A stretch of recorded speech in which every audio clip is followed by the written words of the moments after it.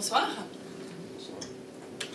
Donc oui, voilà, je m'appelle Isabelle Chapuis, je suis la directrice de la plateforme de formation d'HEC Lausanne. Je ne suis pas du tout experte en intelligence économique, loin s'en faut, mais par contre j'ai beaucoup d'experts autour de moi.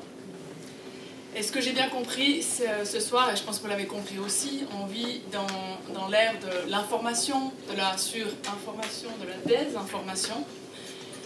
L'idée, c'est d'avoir accès à l'information pertinente, de savoir la traiter, de savoir l'analyser, la synthétiser et la valoriser.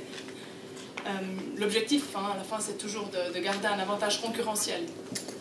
Moi, je vis dans l'ère de la formation, qui est très liée, en fait, parce que plus les choses vont vite, plus la formation devient nécessaire. Maintenant, c'est vrai que pour beaucoup de monde, la question, c'est quelle formation, comment choisir sa formation, et puis comment la valoriser après. Donc ce dont j'aimerais vous parler ce soir, c'est effectivement rapidement de ce qu'on fait à HEC Lausanne, de manière générale, et puis évidemment aussi en quelques mots de la formation à laquelle vont participer les experts que vous avez entendus ce soir. Bon, un petit peu un petit résumé d'où on vient. Donc vous connaissez l'Université de Lausanne, c'est une très grande institution. On a cette faculté, on a tendance à en oublier certaines. J'ose espérer que la plus connue est bien HEC Lausanne, même si médecine est très connue. On collabore évidemment avec les autres facultés aussi. Ce qu'on veut montrer par là, c'est que 12 000 étudiants, c'est presque 2 000 doctorants, donc la relève académique, c'est une puissante institution. Donc au sein de l'Université de Lausanne, on a HEC qui est aussi très connue, c'est une des deux meilleures facultés de Suisse avec l'Université de Saint-Gall. C'est pas énorme non plus, on a 2000 étudiants, on a aussi une relève académique avec des doctorants, mais ce qui est intéressant sur ce slide, c'est peut-être le nombre de professeurs et de professeurs invités. Ça fait pas loin de 200 professeurs académiques qui sont à disposition pour nous pour former des cours de formation exécutive. Et puis aussi, évidemment, le réseau d'experts auquel on a accès. Maintenant, concrètement, à HEC Lausanne, bon, vous le savez, c'est plus peut-être pour nos enfants, bachelor, master, former la relève du management en Suisse, ou en Suisse romande, on y apprend beaucoup de compétences en tout genre. C'est des très bonnes études, on est très bien classé dans les rankings internationaux, en tout cas européens. On a aussi un grand nombre d'étudiants doctorants, donc là aussi des gens qui se spécialisent pour la relève académique. Et puis depuis peu, je dirais même depuis simplement le début de l'année, la faculté a décidé de développer la formation continue. La formation continue, donc on entend par là la formation d'adultes qui ont quand même quelques années d'expérience. Parce qu'on se rend compte que c'est maintenant plus possible, si vous voulez, de dire « Ah ben j'ai étudié il y a 25 ans, c'est bien, j'ai un bon diplôme universitaire, ça suffit ». Ce qu'on voit aussi, et c'est la raison pour laquelle on a vraiment maintenant mis les bouchées doubles pour la formation continue, c'est que les CEO aussi ont changé d'avis. Alors qu'avant, les coûts d'opportunité étaient très élevés. On ne voulait quand même pas tellement envoyer son employé pour 5 000 francs, 10 000 francs, faire une formation, parce que quand même, est-ce que ça va nous ramener? Et s'il nous quittait? Maintenant, c'est devenu simplement une évidence. Pas partout, mais je dirais qu'il y a une tendance très forte aux entreprises à financer les formations, et puis même aux individus, d'ailleurs, à faire des formations comme voilà, ce qu'on offre chez nous. Comme un executive MBA, là c'est plutôt des individus qui font le choix de faire cette formation pour avoir de plus belles perspectives professionnelles. Mais après les executive masters, donc on en a en finance et comptabilité, on a en marketing, ou même les certificats qui sont des formations plus courtes, sont maintenant petit à petit financés par les entreprises. Les entreprises qui d'ailleurs maintenant de plus en plus créent leur propre formation à l'interne, nous engagent pour faire des programmes. Alors il y a aussi des organisations, des gouvernements. On a un gros projet avec la Chine, justement, dont on a parlé à plusieurs reprises, pour leur enseigner la durabilité et même l'éthique. Et puis ce qui nous intéresse ce soir, dont j'aimerais parler, ce sont les programmes courts. Donc ça, ce sont des programmes qui s'adressent à toute personne, en fait, intéressée à se développer. qui n'ont pas forcément fait d'études universitaires avant. Souvent, hein, c'est très élitiste à l'université, mais là, au niveau des programmes courts, c'est pas ce qui est intéressant. L'idée, c'est plutôt d'apporter des formations qui soient courtes, compatibles avec les agendas des managers, qui sont souvent très chargés, et spécialisés. Maintenant, pourquoi on parlait avant, on disait, ben voilà, il y a une surinformation, il y a aussi un nombre croissant de formations qui sont offertes sur le marché. Comment les choisir? Évidemment, on pense qu'on est les meilleurs, j'ose espérer que c'est le cas, mais on a des très bons professeurs qui filtrent. Alors c'est vrai que l'un des avantages de collaborer avec, ou de se former auprès d'une institution académique, c'est qu'on y trouve des professeurs qui sont payés pour chercher, qui ont justement maintenant de plus en plus ce problème de surinformation. Hein, où est-ce qu'ils vont chercher l'information? Ils passent des jours, des nuits à aller à l'essentiel, ils filtrent, ils analysent, ils synthétisent, et puis ensuite, dans une formation, ils peuvent enseigner vraiment ce qui est utile, après avoir recherché beaucoup.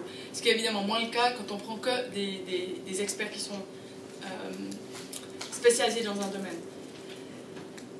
Il y a la pertinence des formations qu'on offre, comme celles qu'on offre maintenant en intelligence économique.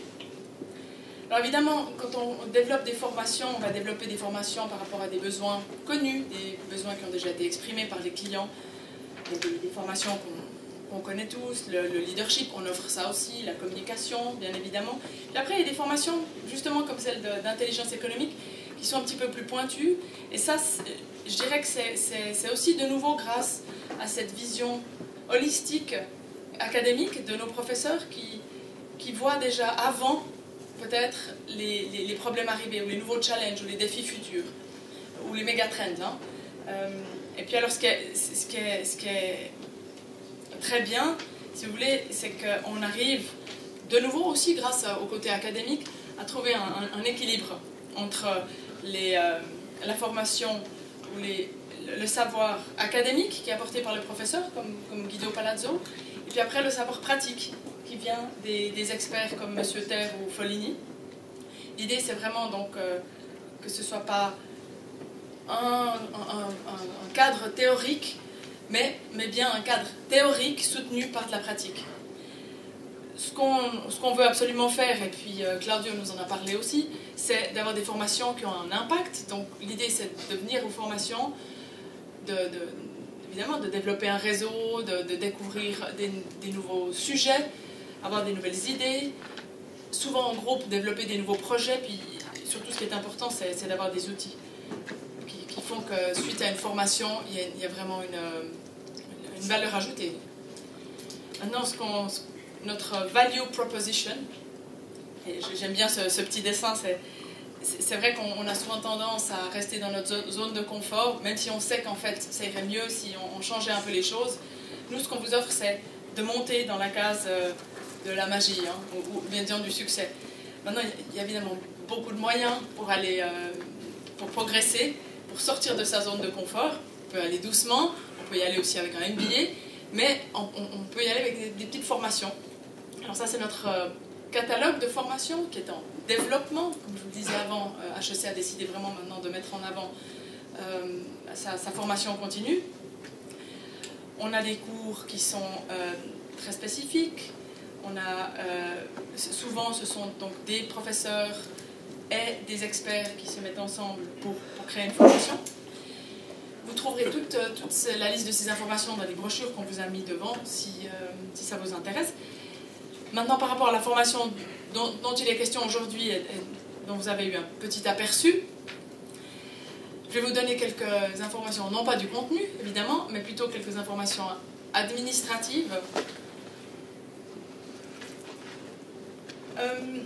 C'est une formation qu'on a vue relativement courte, malgré tout. Hein. Donc c'est 5 jours. C'est beaucoup si on doit prendre sur ses vacances. Mais là, on a décidé de faire 3 jours, dont un samedi, et un peu plus tard, 2 jours. C'est relativement compatible avec des agendas chargés. On a la chance d'avoir justement beaucoup d'experts qui viennent de différents milieux, et qui sont des experts internationaux, Et on s'attend d'ailleurs aussi à toucher un public international, raison pour laquelle cette formation est en anglais. Son prix, 4 800 francs, est tout à fait dans la norme pour une formation de ce genre. Et puis tout se passe à l'Université de Lausanne dans nos locaux. Maintenant, vous avez entendu donc, déjà 3 des intervenants dans cette formation. Et puis, il y en a plusieurs autres, dont certains qui sont avec nous ce soir, qui répondront volontiers à vos questions lors de l'apéritif qui va suivre. On a M. Roman Vuille et puis Mme Isabelle Herring, qui font les cours de Innovation and Intellectual Property. Donc si vous avez des questions liées à ce sujet, n'hésitez pas à les leur poser. Et puis j'espère que les quelques minutes que vous avez passées avec nous, ce que vous avez pu entendre sur ce qu'on vous propose, ça vous aura intéressé. Et si c'est le cas, on vous encourage bien évidemment à vous inscrire à cette formation. On s'inscrit online, à l'ère de l'information électronique. Mais on répond très volontiers aux emails, au téléphone et puis autour d'un petit verre juste à l'instant, je crois. Donc je vous remercie tous pour votre attention et d'être venus si nombreux.